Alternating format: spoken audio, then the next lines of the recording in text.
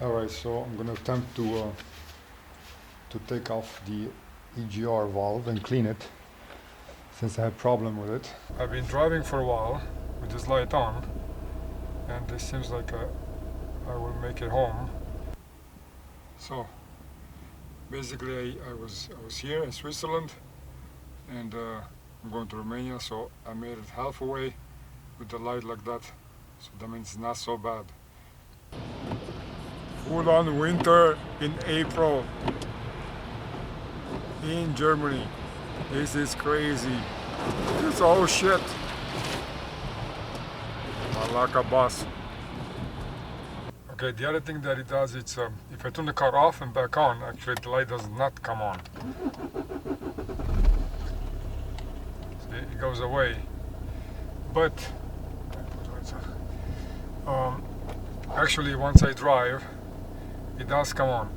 So it doesn't go away, it just goes away now. It just means that maybe the problem is not so bad. But you know, I have to fix it when I get home. And I just hope that I get home, actually. This is in April. It's like April 20th or something. It's freaking raining with snow and ice. It is crazy. Crazy, I tell you. Look at this crap. The funny thing is, when I was halfway from Switzerland, it was fine, which is weird. It just went back to normal. But then once I got back, when the engine gets hot and you do about 80 kilometers an hour, it starts to do the same thing again. The light comes on, and then you have problems. You cannot accelerate, and you cannot go more than 110 again kilometers. So the first thing we have to do is take this cap off. Just so you know, I'm doing this for the first time, so I don't know what I'm doing. But I will try. And the second thing is, we have to take the battery out and the battery case off. And the way that works is, we have to take these two bolts with a 10 millimeter, and we have a 30 millimeter bolt down here. So the tools that I use is very simple, actually. Sometimes maybe you need this to take some of the clamps off the hoses. You can also use a plier, which I actually use, which sometimes works better. I use mostly a T40 and T30 star, a 10 millimeter, 8 millimeter, 8 and a 10, and I use a 13 for the battery case. And then here I have this is a 10 for the battery bolts to take the battery off. And you know, small, big wrench here, a bunch of different extensions as to adjust, because you never know. Sometimes you need a longer one, sometimes shorter one, and it's a pain in the ass. I actually would like to have something like medium extension, you know, and also you have different sizes on the, you know, because I don't have a really professional tool kit. Also, I use all kinds of connections from small to big, or the other way around, from big to small. So WD-40 for the bolts, make sure you use that, you know, all this connection. Screwdriver, small, big, you don't know when you use it, when you're going to use it. I made a mess also, sorry. And that's it. Actually, you don't need so many tools to do this job. It's just, it is a pain in the ass, because where it's located into the engine, it's in the back of the engine, and it's a pain in the ass. Another thing I want to mention is that since you took your battery out, if you close your trunk, you cannot open it anymore, because it's electric. It's basically, you know, electric on this car, in the MERIVA, OPEL MERIVA 2016. So I actually closed my trunk, and I end up locking it, and now I cannot open it. This is maybe will help you in case you do the same. So don't close your trunk. But I want to tell you that this right here, the battery case, the way it sits right there, that it has this pain in the ass plug right here, and it's very difficult to take out. So just so you know, this is going to be a challenge. You can actually take your light maybe off, and then it could be easier. That's one thing. And then if you have rusty bolts, make sure you use some WD-40 before and spray it on the bolts and let it sit a little bit, and then the bolts will come out easier. So for now, you know, the filter, I just put it aside and take it completely off. And the next thing that I have to do, it will be, the next thing that I will do, it would be to take this turbo, the thing for the turbo from the intake, and that connects to these holes down here. I also disconnected the diesel filter.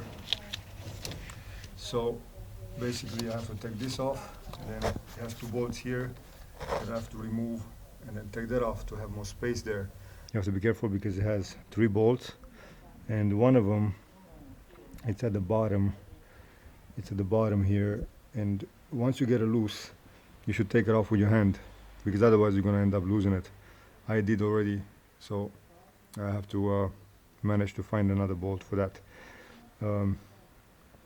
Actually, this right here is the EGR sensor. This one here, it has a couple of bolts there, and 3 bolts, and I put some WD-40 to get them also, because they're all rusty.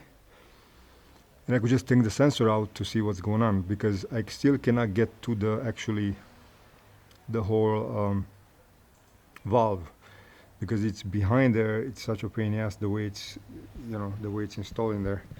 What else I might end up doing is actually taking off the intake here, the air intake from the filter. Take this off, and maybe if I could take this off, I have to see. Then maybe I have better chance to get to it, to take the whole valve off. But otherwise, I don't know. I might just take the sensor off and see what's up with that. So the other thing that I did, I disconnected the hose from here. What am I? Yeah, the hose from here, and disconnected it, which is this one here, and then I disconnected this one right here, and from the filter here. I didn't took the whole filter off because there's no point, but also this one right here, I don't know how this comes off, because it has no system to come off, and it's a pain in my ass. In here also it's fixed, so I'm not sure exactly what's up with this. This I cannot take off, so if I want to change my diesel filter, I cannot do it because of this stupid thing. I took it to a mechanic, they say also they never saw something like this before. So this is a bit stupid. But besides that, I just took it off so I can have a bit more space, so the filter is not here in my way. And I put some WD-40 on the bolts and try to take this intake thing off, and then see what else I can do to be able to get to this pain in the ass EGR, you know. That's all. This is on OPEL MERIVA 2006 1.3 turbo diesel CDTI. All right, so that's that. Oh, man, I hope I can do this. So I decided to take the sensor off, and seems like it's fine. Like this here, it pushes no problem, and I'll show the sensor after. The other thing is, like here where the intake goes, it looks very dirty actually. So to me it seems like the sensor is fine. If the valve is actually in here, that might be a problem, but as far as the sensor goes, seems like it's fine. So this is the sensor, and this also go no problem, you know. And normally if the sensor is bad, then this actually gets stuck. It's stuck in there, but this one, it's a compact sensor, as you can see, and it's actually okay. So I don't get this. So the sensor is fine. That means it's actually the valve. I tried to take this this intake off, and I took this hose here, but then I'm having trouble. This one is no problem, it's a clip, you push it down and it comes off. But this bolt here, it's old and rusty. I put some WD-40 on it, but it's still a pain in the ass. The other one there, I took off. So everything in this car is a pain in the ass. So let's see what else I get to do. So since I had, since the sensor is fine, and the valve mechanism actually seems to be fine here. Right, this works fine. I did figure out how to actually, I could take the valve off. What the problem was before was actually here. This was very clogged, like crazy clogged. And this is where I had the problem before. Now let me light this up so you can see. So there, now it's clean. And I will show you, I cannot go in there anymore. So now this is clean here. It was very clogged. This, where the air comes out or goes in from the air intake from the front, the air cooler actually. It goes into there, and then this was clogged, or comes out of there and goes to the cooler. I don't know where it comes from. The cooler goes into there, but this was full of crap there, and I'm gonna show you how that looks like. What I took out of there. There's a lot of sludge and stuff, but otherwise, like I said, my valve here, it's fine, and it's clean, and the sensor seems to be fine and clean. So I think it's this is not the problem here, but maybe I will try to take the valve off to see what's up. Completely, it's a pain in the ass because it's way in the back there. And there was like chunks of this stuff, literally chunks of this stuff there. So I did pick up a lot of crap from there. If you look around, it's a lot of crap. So he had, you know, a lot of sludge in this part. And this one here was the first, and there was a lot of stuff going on. So, like I said, that's also something. Now, to get to my EGR valve, actually I took the top part off. This plastic top part, it just has some bolts here and on the sides here, and a couple of them there. You take it out, you have to take your wipers off. It just has a bolt, and you take that off, both of them, and then you can take the part off. And then here you have two more bolts here, and you can take this whole piece off. You disconnect this is fuses, and that's it basically. Now I'm gonna have more space to go there behind. So now you can see, now I have a lot of space, because here this pain in the ass bolt I stripped, and I cannot take this off, so it's a pain in the ass. But it's actually not so bad. Down here I will have space to take this off, since it's in the back of the engine, you know. It's just a bit stupid, but it's how it is.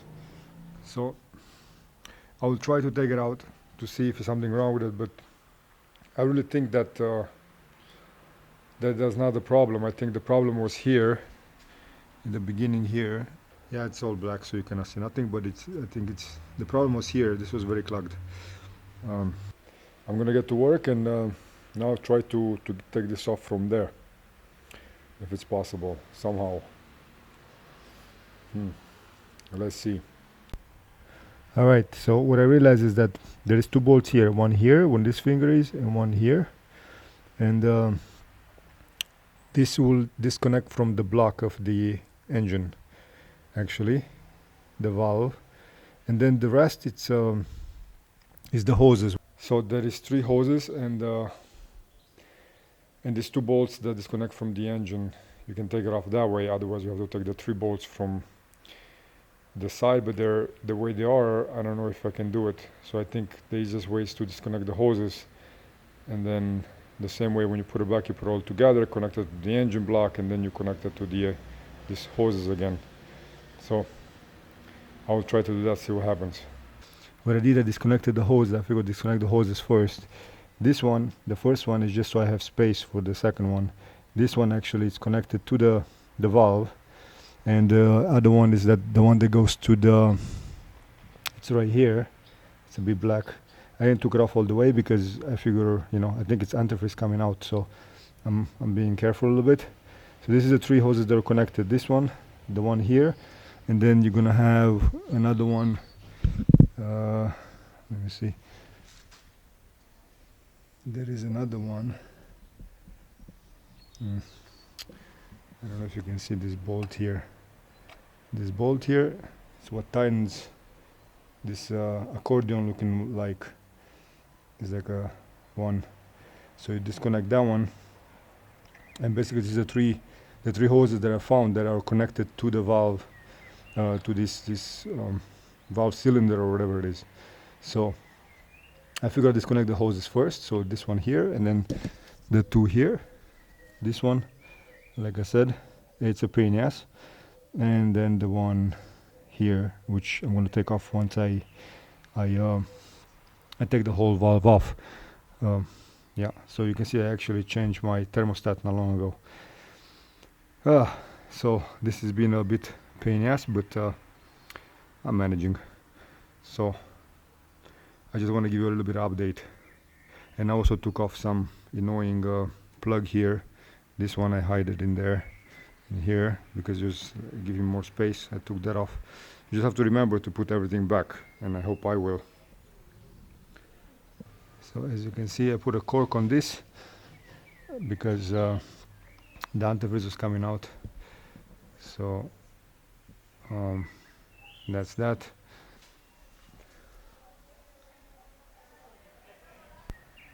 So there is the freaking EGR stupid valve. I managed to get it out. As you can see, there it sits like this.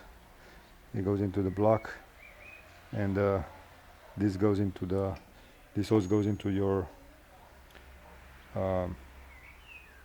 thermostat. This one is the other one, and then this one goes up.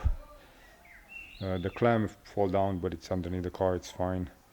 So now what I have to do, actually, to see if there's something up with it, I have to dismount this, because this will be where the crap will be if there's something on there. So I will check this out, and then I'll get back to you. And honestly, I don't see nothing wrong with it. The air I blow through it, it's fine. And this here also, it is nothing that bad. I will try to make it brighter.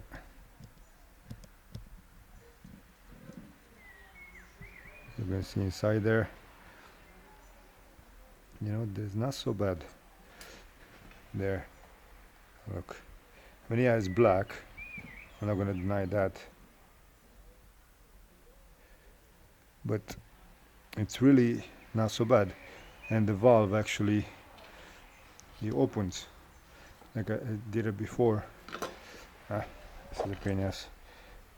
This opens, so it's not like it's stuck or nothing, you know. So yeah, that is the thing. So I think I took this off for nothing, actually. Now I'm gonna clean this, but to be honest, I really don't think this is a problem, because it seems fine and the valve is moving. The sensor also works, like I mentioned before, you know, the sensor works. There's nothing wrong with that. Also, as you can see, the sensor works right here. So this is all fine, you know. So I don't know, I think I could have just cleaned that intake there, and then don't even bother to take this off, because it's a big pain in the ass, but I did it anyway. So now I'm gonna clean it a little bit, and I'll try to put it back. It's gonna get dark, so probably I'll finish tomorrow, and then One thing I want to mention, when you take it off, you have to make sure that this gasket right here, it's here. So what you have to do, you have to match it with this, which is like this. And when you take this off, make sure, you know, when you take your bolts off, do it by hand for one once they're loose, and then leave the whole piece in there, and then take this off first, so you don't lose this gasket. And this gasket is for in between here and here, which I took off after that. So that's all. So yeah, just to explain how this works, basically this is where it connects to the engine block, or this is where the actually smoke comes in, and it goes through here. This is where the sensor goes, and it'll go inside here. This valve opens, and then it goes through here, and it comes out through this pipe here, this right here, which goes into the intake manifold, which mixes up with the cold air. And there, that's the place where it gets clogged, not on this valve. I opened the valve is fine. There is not much going on, you know, inside. And this is the cooler, actually, and the cooler, you know, you have the water going through here and coming out through here, or the other way around. It doesn't matter really, you know, it comes here, goes around, comes through here, but it's just a circuit. So basically, it's how actually this works. But the problem is not inside the valve the way this is done on this type of car. It's here, and the smoke actually is going through here in the intake manifold. So this one sits like this, and then this is this plastic thing there, and this is where the cold air comes in, and this is where the smoke comes out through these holes here, and then it gets pushed into there, gets mixed, and this actually gets very filled. I already cleaned it, so that's why it's not so dirty, but this is where it all gets clogged up, and you can see this is also the holes are messed up. So you don't need to take the whole valve off, because most likely the valve is fine and it's not dirty. This is where the cloggy stuff is and ends up being. And yeah, so that is the problem. So it will save you a lot of time if you don't take the whole valve off, because no need. How long you take the sensor off? If you take the sensor off, and then you make sure that the sensor works, this little thingy there. So how long this works right, it's fine. This works right, it's no problem. The sensor is fine. This spring here, if this works, it's also fine. So, I mean, there's no need to take the whole freaking this mama jama, you know, which is a pain in the ass to take off. There's no need for this to take off. And like I said, the way it works, the smoke goes through here, and this valve open, you know, I don't know if you can see there. Yeah, probably not. The smoke open, and then it comes out through here, and it goes through this little crappy thing here, this penis looking thing, and then the air comes from the other side, and then it gets mixed, and this is where all the cloggy stuff ends up being. So that's the problem with this. So it'll save you some time, not have to take this whole piece off, because it is a pain in the ass. And all you have to do is just take the sensor off and make sure the sensor works and this mechanism. And then here at the mouth, you can, this is actually a bit more flexible. You can take it off and then take that piece off from there. You can bend this probably, I don't know if you can. You know, don't do everything I tell you, but I would, next time I'll try to do something like that and clean this entrance point there where the air, the smoke gets mixed with the cold air, because this is where all the clogginess is. I'm assuming that if you want to block this whole EGR, this is where you have to make a plate right here to block the smoke from going in, you know, through the whole system, and then that's it. If you block it here and you also do it electronically, it should be fine. I'm assuming. If you think it's not right, like if you shouldn't, like if you think that this is another place to block it, but to me it seems the only place that the smoke will come in in this type of vehicle, in this Opel Meriva, it seems like it's here, and then it goes in, and like I said, it goes through, comes out here. So please let me know if you know that what this should be blocked. Yeah, so this is where the stuff it's coming out, this penis looking thing, and there it's where it gets clogged up. But like I said, next time it's very easy just to take this off over there, and then this pipe here, and then and then clean the entrance there, because this is where it gets clogged up. There's no reason to take the whole friggin' valve off, because really the valve doesn't really get dirty, seems like. So that's what I want to let you know, so you don't waste your time taking the whole valve off. How long the sensor and the valve works good, then it's fine. So I cleaned this thing. I don't know if you can see inside there, but it looks a lot better. This here, if you look, it looks a lot better, and this here also, it looks a lot better, right? So this is my EGR pipe. Also spray some inside of this, and this one also. In here though, I probably would put some WD-40 on this one, because it should be able to move easy. I also cleaned this funny looking thing here, and like I said, it ends up being like this instead of your manifold, and it's not so easy to clean, but I manage. You have to be careful. There is a gasket inside the manifold that goes in here. It's a rubber gasket. So now that everything is clean, it should be working fine. So this is also the sensor. Like I said, this also works fine, it seems like. So that is that.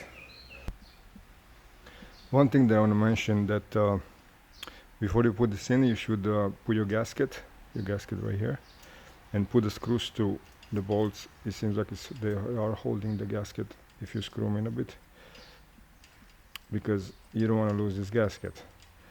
Now you can do it that way, or you can just put this in and then stick the gasket a little bit in and put one bolt, and then put the other one after, just to be safe. And there is also a gasket for this little thing here. This gets hooked up with a clamp that you can actually mount after. You can mount this clamp here. It goes like this, and then it has a bolt. Alright, so you have to be careful with this gasket so you don't lose it. There is the gasket for this thingy here that I'm gonna put after. So I managed to put the whole valve back. It is not an easy job. It's a pain in the ass actually, but I managed to do it. So basically this is, like I mentioned before, where you have to clean more here where it goes, this intake, and now it's all clean, as you can see. This is where your sensor goes, and that's fine. I put all the hoses back, and like I said, this is next time, as far as this step goes, I would stop here and just take the sensor off, check it, and then also just clean inside here, because this is where you're gonna have all the sludge and the crap. And so that's that, because it's really, I don't think it's a point to take all this off and then you lose antifreeze, and it's a bigger job and it's a pain in the ass actually. So next time it's like, this is the point to where I would stop and I would clean inside there, and it'll be fine, because the valve normally is fine, it doesn't get clogged up. And how long you take the sensor off and all this works, and this here, then your valve works, your valve is fine. There's not a problem. The problem is here on this thingy here. That's what gets full of crap there. And then you can maybe here, I don't know if you can see, there is a bolt there. This one here. This is where this hose connects. I cannot see it because it's really bad here, but That's where that connects in this. If you could take this off and take this inside penis looking thing out of there and clean that, then that would actually complete the job. This is the stage that I'm at. Now I will put the rest of the stuff back and then let's see how it goes. So I connected the sensor back and also the manifold, this thing that goes into the engine. I put the filter hose back, make sure you tighten all the bolts back, and then next thing is to actually connect the filter here correctly. Actually, you can see this hose right here goes on top of the filter, and the other one, this one right there, goes here, so connect the filter back. Don't forget that is here, there is a plug that I took off because it was bugging me. This plug here, you have to make sure that you plug back, and then I took it off because it was in my way. Actually, it was a pain in the ass. And then there is one at the there is the filter that you have to plug back in there, in the bottom of the filter. There's also this one that goes inside the battery case. And also don't forget you have to flush your system with some antifreeze, because we lost some when we took the hoses off. So we have to run the car until the fan comes off, not off, I'm retarded, until the fan comes on, and then you know, let it run for 2 minutes and then stop, and then let it cool, and then add more antifreeze, because you know we lost some. So after putting all this back, then let's see if the car it's still running. Everything is back together, including wipers and everything, the whole thing. Like I said, make sure you connect your this hose here, and this one goes here. It has like a little bit of a gasket in there. Make sure you plug everything, you know, your battery, connect it right so it stays in there. This is some kind of fuse thing, but I broke it last time, so now I just put some zip tie in there and it's fine. Make sure you plug this plug from the battery case, because I think it goes to your light or something. So make sure you plug your fuel filter back in, because otherwise you will not go nowhere. It's actually not fuel, it's diesel, so you know, sorry for that. And that's it. So now the car is ready to start, I believe, I think. All right. One thing, if anybody knows how to take this off, because it has no way to take it off. If I want to change my diesel filter, fuel filter, you know, this one it's easy. They have clamps on the side. This one also has a clamp. You know, they all make sense, except this stupid thing. It has no way to take it off. And I went to mechanics, and they also said they'd never seen this before in their life, because to change the filter it's easy. You disconnect and you put another filter, and then you know you plug it in, and maybe you have to get the air out. But you know, besides that, it should be simple. But the thing is, you know, I don't know how you take this off. I mean, it's ridiculous, this crap. So if anybody knows how, please let me know in the comments. So the car is running. It's fine, it started. It made a little bit of smoke because probably some crap went to the thing when I cleaned it there, into the manifold or whatever it's called. And now I'm waiting for it to heat up and go into the, you know, so I can add some antifreeze. But everything is fine, so I made it. The car is running again. I mean, it was running before, it's just, you know, with the problem. So let's see what happens. So, just so you can see now, everything is fine. This is from the handbrake, the red thing. But this here, it's something like the slippery. It's probably because all the crap that, you know, leaked on the engine, the antifreeze and stuff. And maybe it has to do with that. I think it's gonna go away. But I will see. I will let you know when I will drive it, see what happens. So, in a good note, everything's fine. There's no more lights. There's no EGR light on. I took it for a spin. It goes very well. I didn't film when I was driving because there was just too much stuff going on, so I couldn't. But all in all, it seems like I have no more lights. I was doing 100 and the light didn't come on, and actually the car is running a lot better.